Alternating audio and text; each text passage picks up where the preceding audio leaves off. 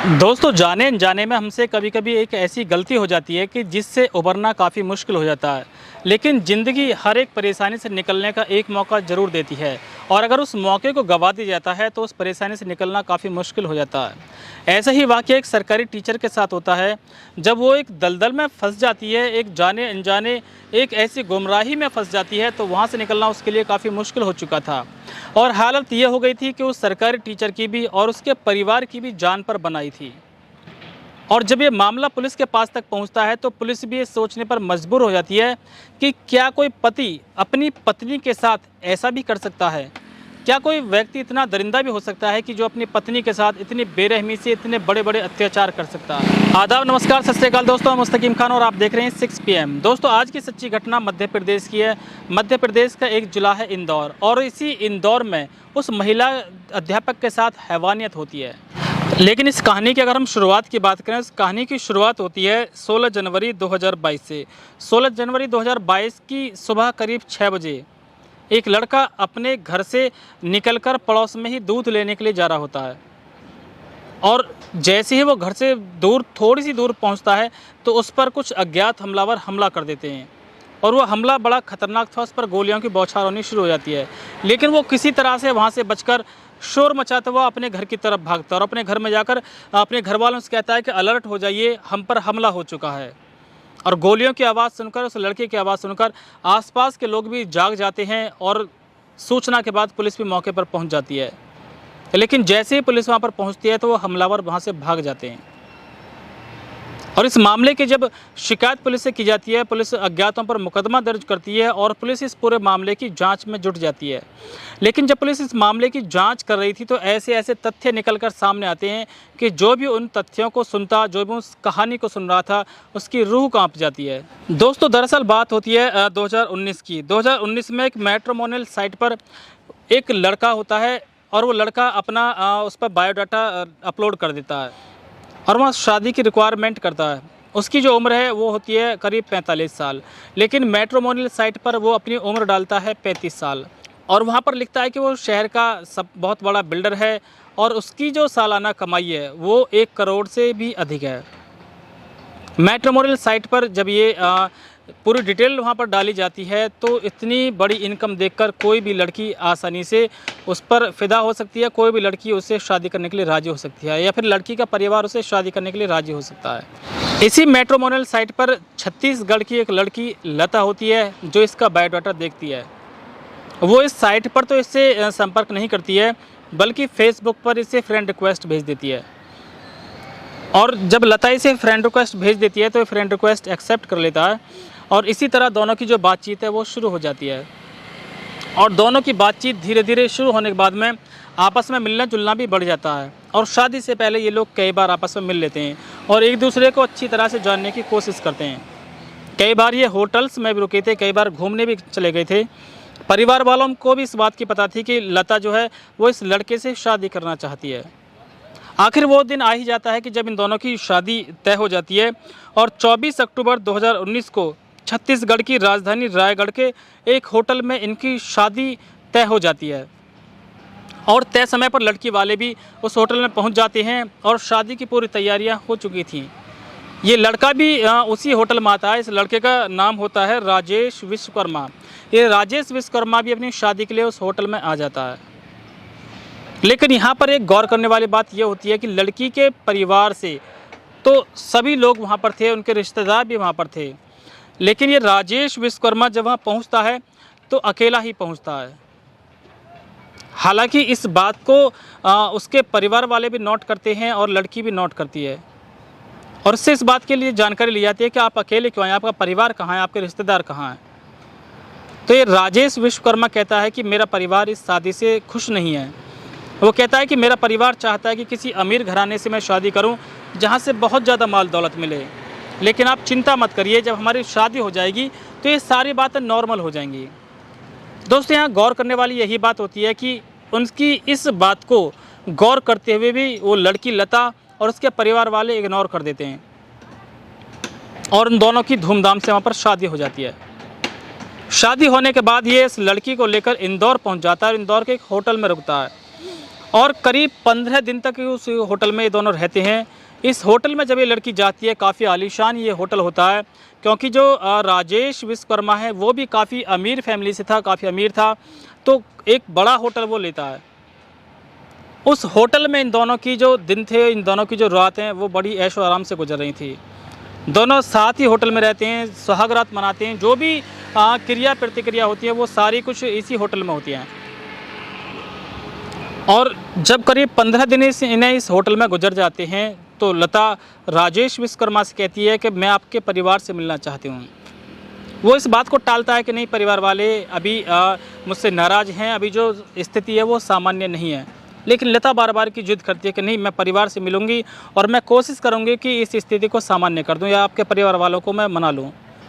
जब लता उससे ज़्यादा जिद करती है तो ये लता को लेकर इंदौर में अपने फार्म हाउस पर पहुंच जाता है और लता से कहता है कि कुछ दिन अभी हम फार्म हाउस पर रुकेंगे, उसके बाद हम घर जाएंगे। जब ये दोनों फार्म हाउस पर जाते हैं तो फार्म हाउस पर जो नौकर होता है वो इन दोनों का बड़ा अच्छा स्वागत करता है। और जब फार्म हाउस में लता एंट्री करती है तो देखती है कि बहुत ही आलीशान एक फार्म हाउस होता है और इस फार्म हाउस में सुख सुविधा की सारी चीज़ें होती हैं। इस फार्म हाउस में पूरे में CCTV कैमरे लगे होते हैं, बड़ी बड़ी गाड़ियाँ वहाँ पर खड़ी होती हैं, काफ़ी आलीशान इस फार्म हाउस को बनाया होता है। तो बहुत खुश होती है और सोचती है कि मेरी ज़िंदगी का जो सपना था वो सपना मेरा साकार होता हुआ मुझे दिख रहा है।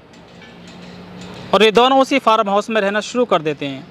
इस फार्म हाउस में लता करीब 15 दिन गुजार लेती है और 15 दिन बड़े ऐशो आराम में उसके गुजर रहे होते हैं। लेकिन जैसे ही 16वां दिन आता है तो यहाँ से लता की परेशानियाँ बढ़ना शुरू हो जाती हैं। दरअसल ये जो लड़का था राजेश विश्वकर्मा, इसको जो अंग्रेजी फिल्में हैं, जो न्यूड फिल्में हैं या फिर जिन्हें ब्लू फिल्में बोले हैं, उसे देखने का बड़ा शौक़ था और ये खुद भी उन वीडियो को देखता था और लता को भी उन्हीं वीडियो को दिखाता था। और इसकी एक आदत ये भी थी कि जिस तरह से उन अंग्रेजी फिल्मों में क्रियाएँ की जाती हैं, ये भी लता के साथ उसी तरह से क्रिया करता, अननेचुरल संबंध भी उससे बनाता। हालांकि लता ने शुरू में तो इसका विरोध किया था, लेकिन धीरे धीरे उसे भी आदत पड़ जाती है और विरोध चाह कर भी वो नहीं कर पाती है और इसी तरह से इनके दिन गुजर रहे होते हैं। लेकिन जब 16वां दिन आता है तो राजेश विश्वकर्मा का एक दोस्त उस फार्म हाउस पर पहुंच जाता है और यहीं से लता के बुरे दिन स्टार्ट हो जाते हैं। दोनों दोस्त उस बड़ी सी LED स्क्रीन पर देखकर वो ब्लू फिल्म देख रहे थे, वो अंग्रेजी फिल्म देख रहे थे और जबरन लता को भी वहाँ पर बैठा लिया जाता है। और कुछ देर उस फिल्म को देखने के बाद लता से कहता है कि तुम्हें अब डांस दिखाना पड़ेगा और डांस ऐसे नहीं, सारे कपड़ों को उतार कर डांस दिखाना पड़ेगा।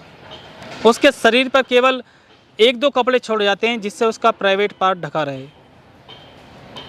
लता ना चाहते हुए भी डांस करने को मजबूर हो जाती है क्योंकि लता पर शस्त्र तान लिया जाता है कि अगर नहीं नाची तो गोली मार दी जाएगी।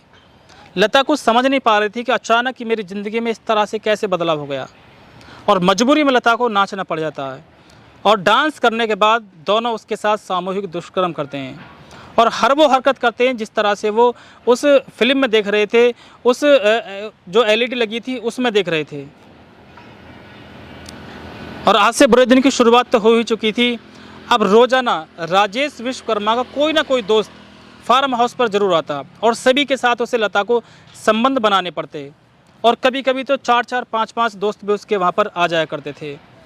और क्रूरता की हद तब अधिक बढ़ जाती थी कि उसके साथ शारीरिक संबंध बनाते हुए उसकी वीडियो भी उतारी जाती थी और उसके शरीर का एक भी हिस्सा ऐसा नहीं छोड़ा था कि जिस पर सिगरेट से नहीं दागा गया हो। यहाँ तक कि उसका जो प्राइवेट पार्ट था उस पर भी सिगरेट के सैकड़ों निशान बना दिए गए थे। लता बुरी तरह से चीखती है, चिल्लाती है, यहाँ से निकलने की लाख कोशिश करती है लेकिन निकल नहीं पाती है। जब ये राजेश विश्वकर्मा वहाँ से चला जाता था, इसके दोस्त भी वहाँ से चले जाते थे, तो नौकर की जिम्मेदारी होती थी उसको संभालना भी और उसके साथ दुष्कर्म भी करना। और नौकर को ये आदेश दिया गया था कि लता के शरीर पर एक भी कपड़ा नहीं होना चाहिए। अगर ये भागने की भी कोशिश करेगी तो बगैर कपड़ों के कैसे भागेगी। इस तरह से उसके साथ बर्बरता की तमाम इंतहा पार की जा रही थी। जब लता को करीब 2 महीने वहाँ पर गुजर गए और लता रोज़ाना की रो कर यही कहती थी कि मुझे मेरे घर जाने दो। हालांकि बीच बीच में उसकी बात भी घर वालों से करवाई जाती थी, लेकिन शस्त्र की नोक पर उसकी बात करवाई जाती थी। वह अपने परिवार वालों का तो हालचाल पूछ लेती थी लेकिन अपना हालचाल नहीं बता पा रही थी। क्योंकि उसके जो कनपट्टी पर जो शस्त्र लगाया गया था, जो रिवॉल्वर लगाई गई थी, वो इसलिए लगाई गई थी ताकि उसे डराया जा सके और अपनी परेशानी घर वालों को नहीं बता सके।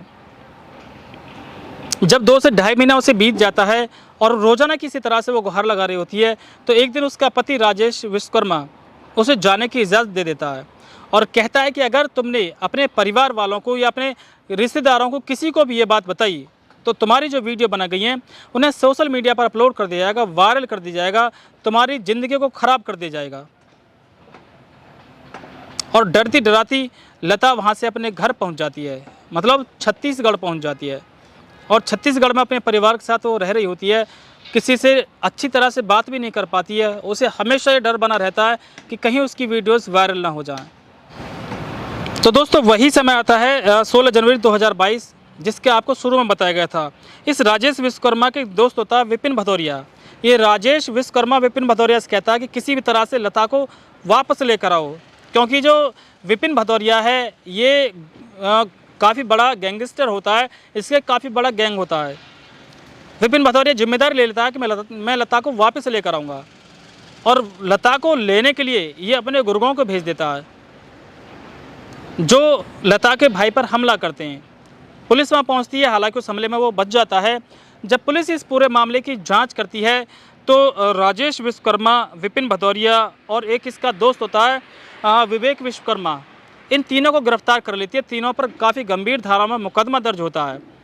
और जब पुलिस जांच करने के लिए उस फार्म हाउस में पहुंचती है तो वहां पर बहुत सारे सेक्स टॉयज़ मिलते हैं, बहुत सारी ऐसी आपत्तिजनक वस्तुएं मिलती हैं जिन्हें देखकर पुलिस का भी माथा चकरा जाता है, उनकी जो खोपड़ी है वो चकरा जाती है।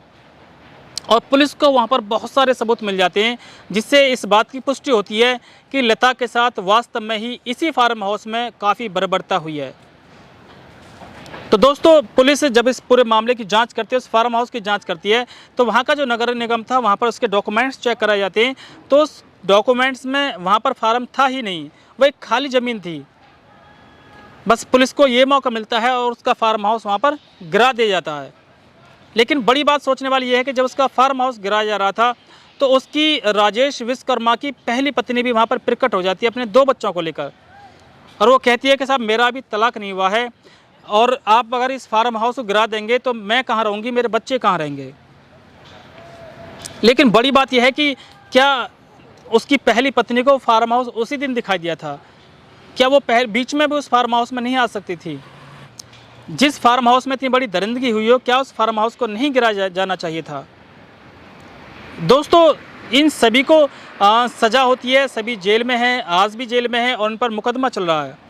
इस मामले में आगे क्या होगा वो तो खैर अभी भविष्य के गर्भ में है, लेकिन इस कहानी से हमें एक बहुत बड़ी शिक्षा मिलती है, एक बहुत बड़ा सबक मिलता है। क्योंकि लता की सबसे बड़ी गलती, लता के परिवार की सबसे बड़ी गलती वो थी कि जब वो शादी कर रहे थे उस समय अगर वो उस मौके को इग्नोर नहीं करते और ये खोजबीन निकालते कि आखिर वो लड़का अकेला ही क्यों आया था। लेकिन कहीं ना कहीं उनके मन में लालच था, उन्हें एक सामने बहुत बड़ी दौलत दिखाई दे रही थी और इसी लालच के चक्कर में वो फंस जाते हैं और लता की ज़िंदगी जहन्नुम बन जाती है। दोस्तों इस कहानी को सुनाने का उद्देश्य आपको परेशान करना बिल्कुल भी नहीं है, केवल आपको सचेत करना, जागरूक करना है कि ज़िंदगी के किसी भी मोड़ पर अगर समस्या आए तो उससे निपटने का तरीका भी आपको पता होना चाहिए। कोई भी अगर ऐसा मौका आए तो उसे सोच समझ कर ही भुनाना चाहिए, सोच समझ कर ही हमें आगे बढ़ना चाहिए। तो रोजाना शाम 6 बजे इसी तरह की सच्ची घटना के साथ आपके सामने आते हैं। अगर आपने अभी तक हमारे चैनल को सब्सक्राइब नहीं किया तो हमसे जुड़ने के लिए चैनल को अभी सब्सक्राइब कर लें।